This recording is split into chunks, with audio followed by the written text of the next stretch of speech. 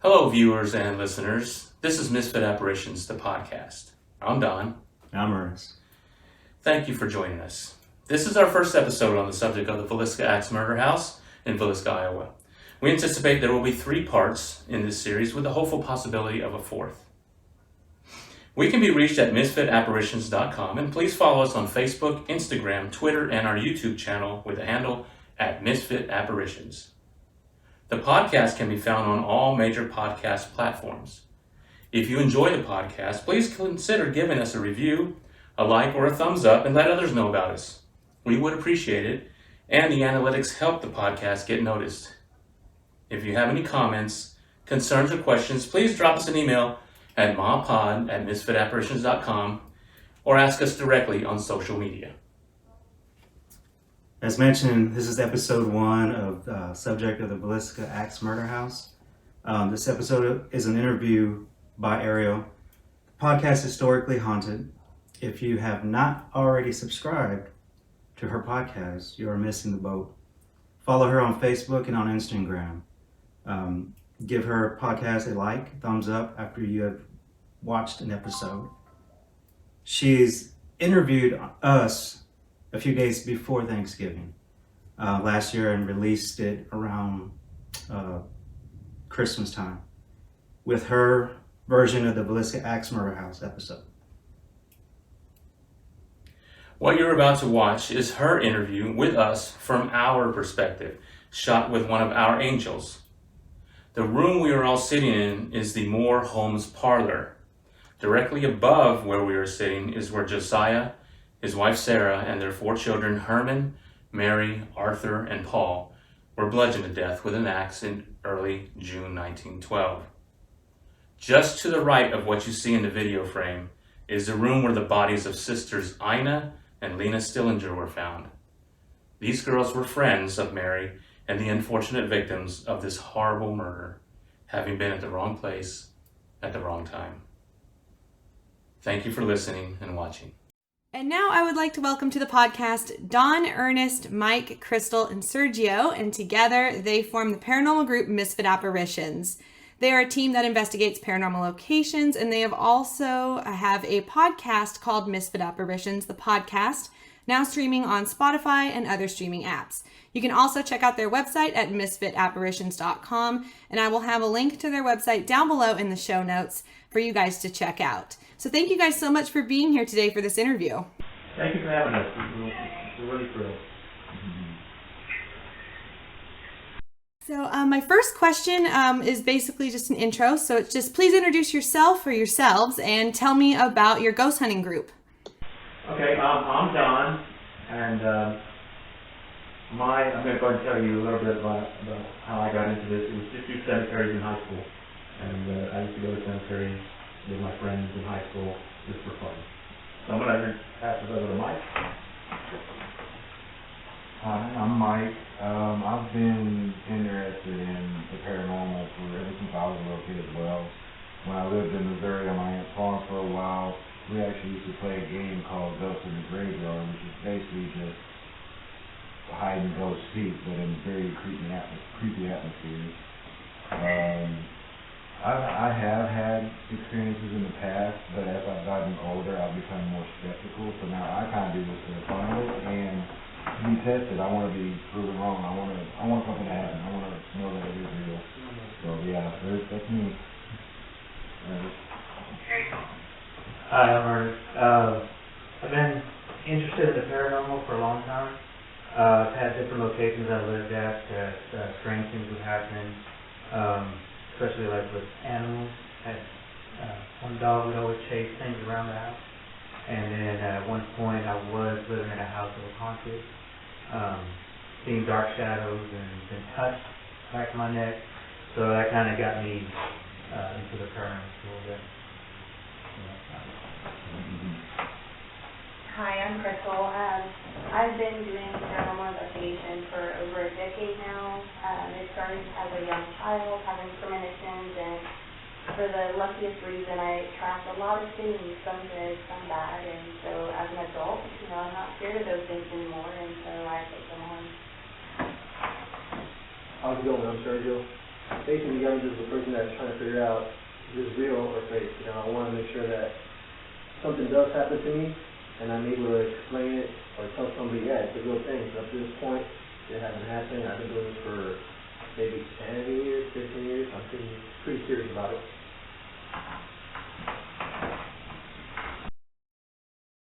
My next question is, what started the group? Like, what started all of you guys deciding to go out and ghost hunt together and start doing this as like a full-time thing? It started for me, well, the Misfit Apparitions kind of started when there was a cemetery called Montes Chapel Cemetery. But somebody that I worked with had talked about a road called Bowden Road and how haunted this whole area was. So after work one day, I needed to find out for myself. I didn't really experience anything, but Ernest heard about it, Mike heard about it. They wanted to come with me, and we journeyed out there during the witching hour, probably less than a year later. And then prior to going there, Crystal had lent me some of her equipment because we didn't have anything. So with Crystal's equipment, we used it, and then Crystal and we all went to Mineral Wells to investigate Haunted Hill House in January of this year, and that's how Misfit Apparitions came to be, and they joined up in the summertime. What equipment do you guys like to use for your investigations? How about Crystal after this one? I really enjoy the spirit box and the EMF reader. I'm more about just recording. Hopefully you take up some EVCs or something and go back home and listen to it after. But I'm just trying to figure out the real thing. Can I hear something else? I really enjoy the REM pod and the K2. But like Sergio, I like the recording is for me, that's me. I like EVP. Mike? Flashlight. Yeah, I love flashlights. No, I like the flashlights, but I made this little rig or whatever, little gadget or whatever, like I mount my cell phone to and connect it to a webcam that does infrared and low light, and that's probably like my proudest thing. Wow, that's actually really awesome. Have you guys had any success with the flashlights? I'm just curious. I mean, yeah, I would say so, especially this little guy right here. That's how I'm lighting the room right now. Okay, without it, it's pitch black. Yeah. There's no power in this house. So. Yeah, no power. Thank you guys so much for that. We're going to dive into a little more of the Villisca Axe Murder House now, the house that you guys are in. What were your first impressions walking into the home? For myself, I already had the creep when I walked in. Johnny Hauser gave us a tour, 45-minute tour. He's the caretaker, and there was a couple rooms that I felt the hairs on the back of my neck would stand up. Especially the cylinder room downstairs where the two girls were murdered. Let me look past my feet real quick. Yeah. At this point, I haven't felt anything. I haven't seen or heard anything. I'm just in here. It's a regular house. It's black. So I'm ready to find out what really happened. So for me, I brought 4 orb balls that light up on touch, and so some of the rooms that kind of spoke out to me that I think that there might be the majority of activity in, I put one downstairs in the bedroom, and then upstairs in the parents' room, also in the children's room, and then in the attic. So those are the 4 rooms that really stood out to me that I feel we're going to experience something good in. For me, I think being here, the house is pretty, I like the way it's put to back from 1912. It's really awesome. The house is a lot smaller than pictures. But like Dawn, I think for me, I'm feeling really creepy about the cylinder bedroom down here. Calling my name though. Yeah, someone like Sergio said, I haven't really felt anything yet, but the night's still young. Maybe I'll get lucky tonight. But when we first got here, I thought it looked cool, like Ernest was saying, how they kind of kept that 19th century, or whatever, 1900s, that kind of aesthetic to it. It's charming to me, I think. I could look at it.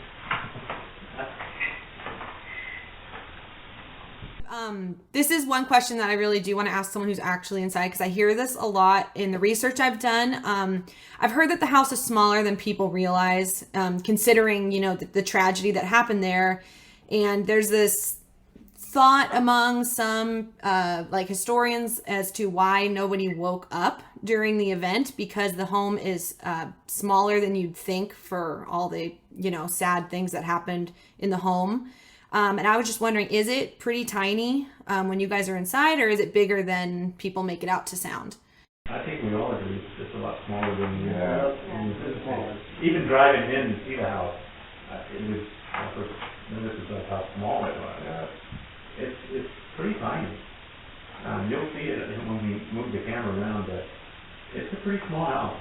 It's hard to believe, especially the upstairs, it being so small that nobody woke up and knew what was going on in a room just next to them. When even us, we can hear each other breathing in the room next door because they're so close to each other, and just the capacity.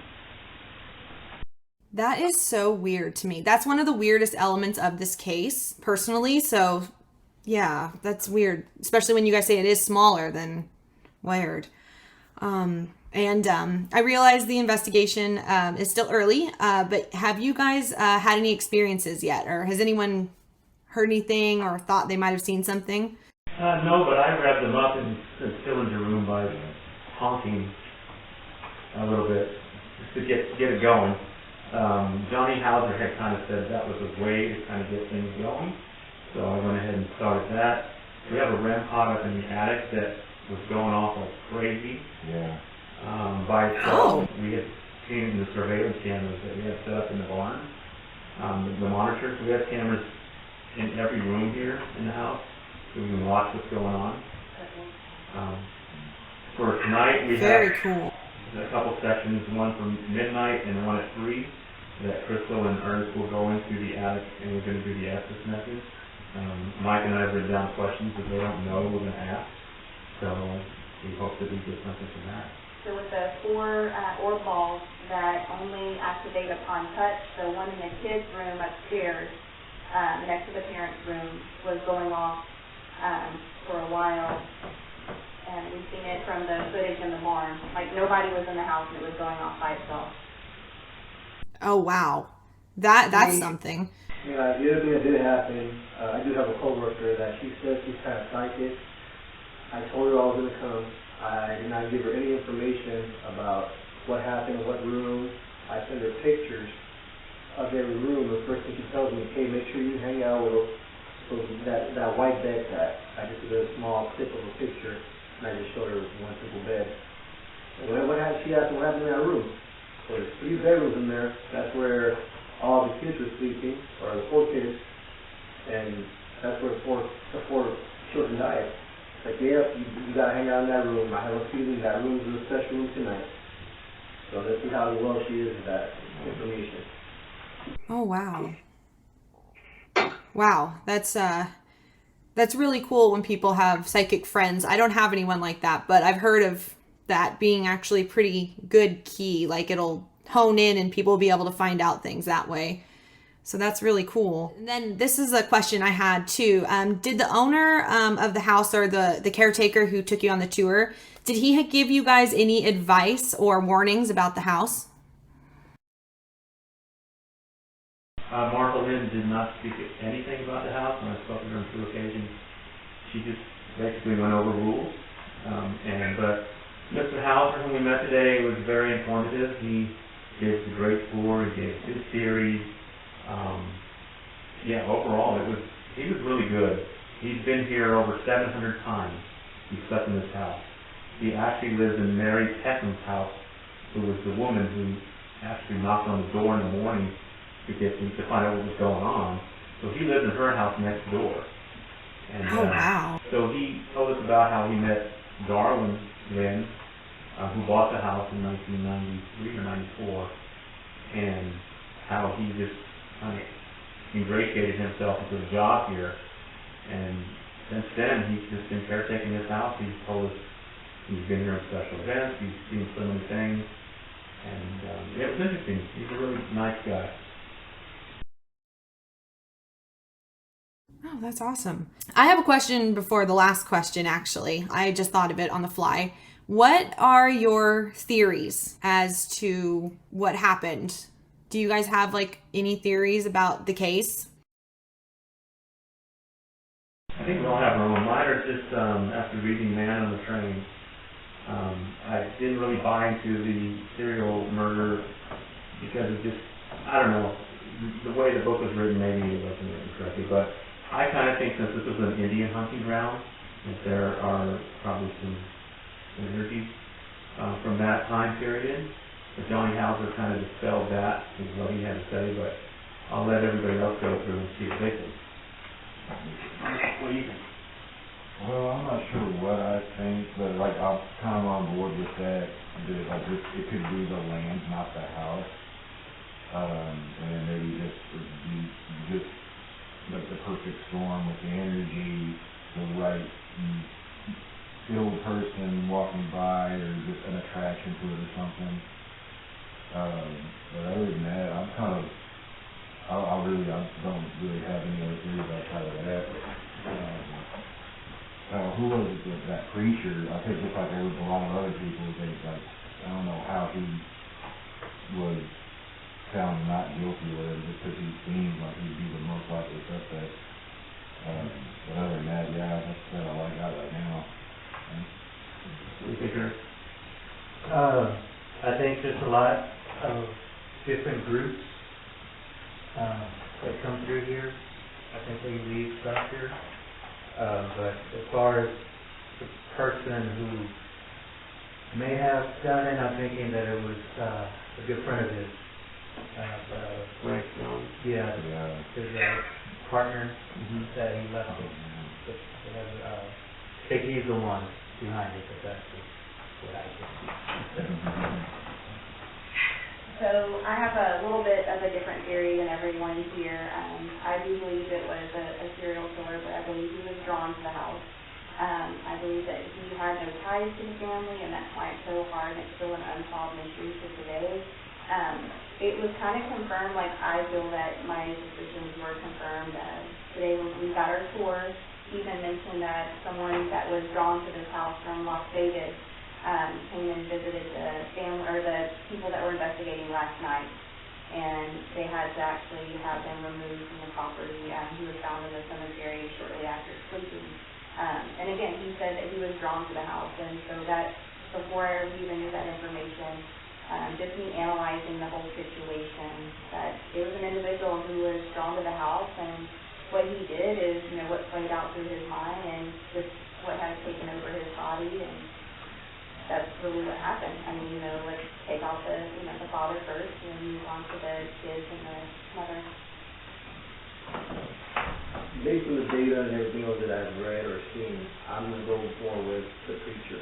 He had more of, I guess you say, more access to it, or even being around the neighborhood, and after that, having the opportunity to take off. But I'm going to add a little bit to it, where I think that was the case, the murder suspect, but after 100 years and all these people trying to investigate and bring stuff into his house, this is the negativity that's left behind, or the things that get stirred up, is a totally different story after 100 years.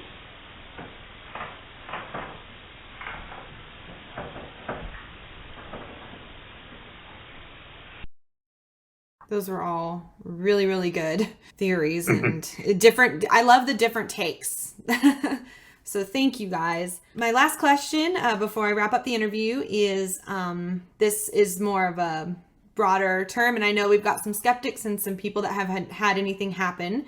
But for those of you who have experienced something paranormal happen, what was the most intense or even scary paranormal experience that you guys have experienced while either hunting or on your own?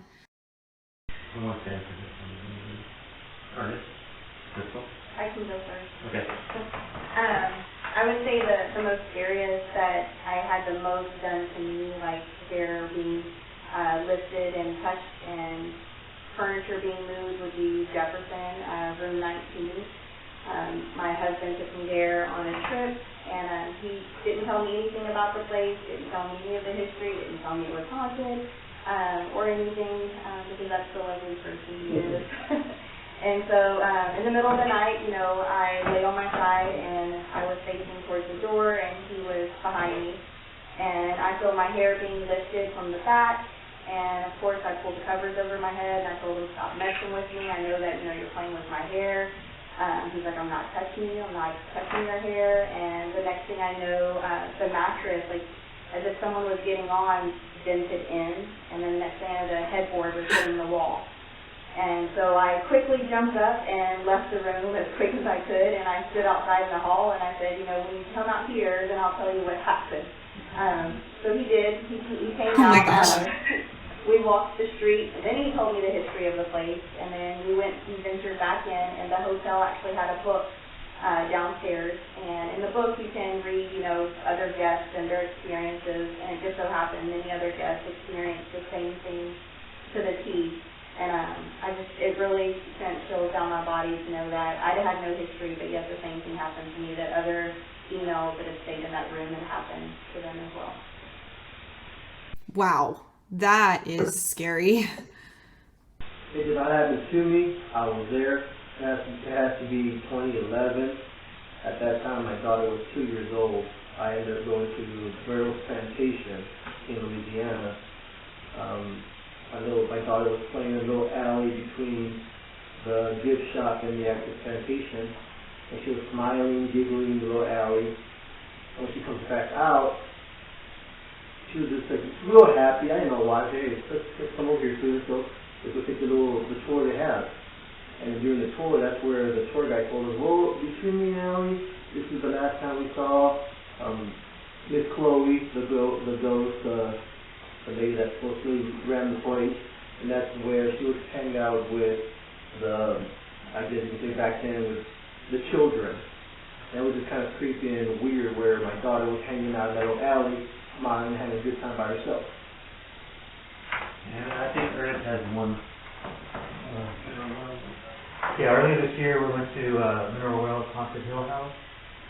We were upstairs in Toby's room, and at that time I was looking in the corner where the attic is, a little small arch, and I was able to see these green eyes, and that was kind of creepy. I can say this, that ever since that investigation I've had some pretty vivid, strange dreams since then. So that got me. Yeah, mine's not so much paranormal, it's just I haven't been able, it's one of the few things that I really can't explain. Whenever I was like, I don't know, let's say I was about a teenager, that doesn't really matter, but I was younger, and for some reason I have a memory from when I was like a toddler, like not even kindergarten, maybe a year or two old, or maybe 3, I don't remember exactly, but I remember asking my mom about this. I told her, was there a time when I was playing in a sandbox and then I got covered with fire ants, and I remember that happening and my dad rushing out, picking me up, running me into the kitchen, rinsing me off in the kitchen sink, and my mom just sat there quiet for a second, and she was like, no, that didn't happen to you, that happened to your sister while I was pregnant with you. And I have it like a vivid, I still remember it like it was yesterday. Like it happened to me through my eyes. So, not really paranormal, just weird. That's weird.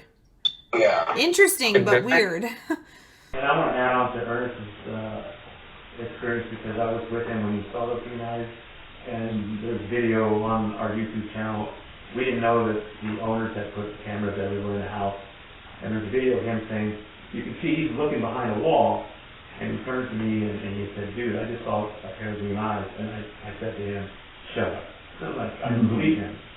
So when we left the place, Ernest and I drove back. It's about a 4 or 5 hour drive back to Houston. We almost got in 2 accidents, almost hit by 2 different cars, and about an hour and a half into the trip, I see him turn his head towards the back seat. It was just the 2 of us in the car. And he just looked at me and said, I felt a kick on my seat. And after he said that, I felt a tug on my pant leg, on my pants. So he immediately stopped and hotboxed the car with sage. We kind of cleansed ourselves because we were warned about Toby, the demonic at Mineral Wells. So that's what we all had experiences. You almost had a hitchhiker, it sounds like. Oh, Thank you. followed you home. Oh, that's scary. Wow. Wow, those were great. Thank you guys so much. That is all of the questions I had that I typed up. I hope that was okay and long enough for you guys. But Absolutely. thank you all so much for doing this. And I had so much fun, and I wish you guys luck ghost hunting the rest of the night. And I would love a follow-up to hear if you guys caught anything or anything like that. So before we end the recording part, Don, why don't you tell my audience more about how to find more information about your group? Well, we're on Facebook. Unfortunately, it's Misfit, so Mis, M-I-S, space, F-I-T, Apparitions, and we're on Instagram at Misfit Apparitions, Twitter on Misfit Apparitions, and TikTok whenever we figure out how that works. Of course, the website, the podcast, we're trying to get a presence, and we're very grateful to you for having this interview with us. YouTube channel, that's right. We have a handle at Misfit Apparitions. They just started doing this handle thing on YouTube. But thank you so much for having us. We do appreciate it. We love your podcast. Oh, thank you. Well, thank you guys so much again for doing this interview with me, and I hope we'll do another one because this was really fun. I hope so too. We're headed to Malvern after this tomorrow morning, so it's it'll be a challenging to go 2 days without sleep. Yeah, that will be a challenge. How's the temperature? 32, 31. It warmed up a little bit. 35. It's supposed to feel like 28, but it's not that bad. When we arrived here, we ran into a paranormal group that had just spent the night in Malvern. They just came here. They're taking pictures, and we ran into them. We introduced ourselves, and they introduced us, and we subscribed to each other's YouTube channel, and they wished us the best of luck at Malvern. They said they had a crazy experience there last night, so hopefully there's something for us tomorrow night. Yeah, I hope so. I wish you guys luck.